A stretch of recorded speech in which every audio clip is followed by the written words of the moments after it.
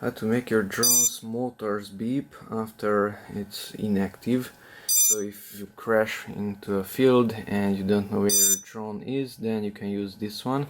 You don't need a beeper inside your drone on the flight controller, so your ESCs will beep your motors. Okay, to do this you need to have the battery plugged in, and to adjust the value how much time is needed to beep, I will insert the USB cable into the flight controller. So the USB is inserted.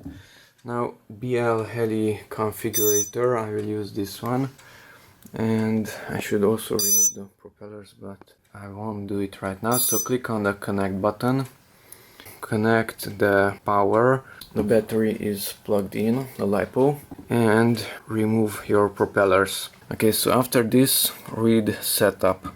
Click on read setup. Okay, and this beacon delay is doing the job, and that one is set to 1 minute. Beacon delay. So that's the option which makes your motors beep after the radio does not give any signal to it. Let's set it to 1 minute. So write setup, reading setup, and finished. Okay, and then disconnect up here.